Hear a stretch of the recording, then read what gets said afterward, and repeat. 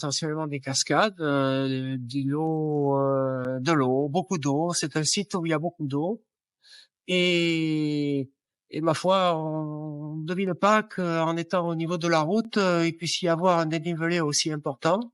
Donc on voit des cascades qui font quand même une trentaine de mètres de haut. Ça remonte, à 4 générations à peu près, au temps de mon arrière-grand-père qui finalement en fait arrivé ici en même temps que le chemin de fer à peu près et il s'est installé en premier sous la cascade de Courmes qui est un peu plus bas, environ 1 kilomètre plus bas, où il a fait un restaurant en plein milieu de la cascade.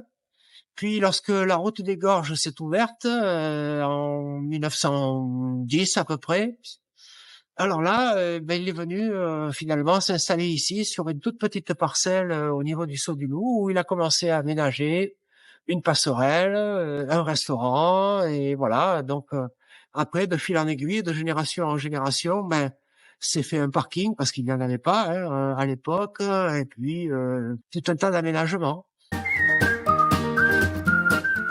Du côté de ma grand-mère, on faisait déjà depuis très longtemps, depuis des temps immémoriaux, on faisait de la plante à parfum déjà et distillée. Donc j'ai voulu relancer ça parce que un beau jour, je suis tombé sur le vieil alambic de mes 20 ans là, qui était en bas à la cave. Et j'ai eu un coup de nostalgie. Puis surtout, j'ai vu qu'il y avait de nouveau un intérêt pour tous ces produits qui sont naturels. Il y a vraiment, il y a aucun additif. Je veux dire, c'est distillé avec de l'eau de source. C'est le produit brut, je dirais.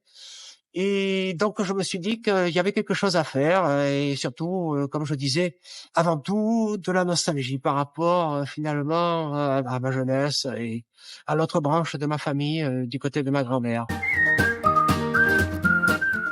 Oh, c'est avant tout le charme de l'arrière-pays, le côté pittoresque, le côté sauvage, quoi. Bon, évidemment, ce côté sauvage, il y a pas grand-chose à voir par rapport au temps de mon arrière-grand-père où là, il y avait même pas la route, hein. C'était un chemin, hein, un chemin muletier. C'était vraiment l'aventure, quoi, à l'époque. Enfin, ça reste quand même pittoresque et puis surtout, c'est l'eau. Je pense que l'eau qui coule même en été, ça reste quand même quelque chose d'apaisant. Et c'est pour ça que finalement, ça attire beaucoup de monde dans l'été. C'est la fraîcheur par rapport à la côte et puis encore une fois, le côté pittoresque, tout simplement.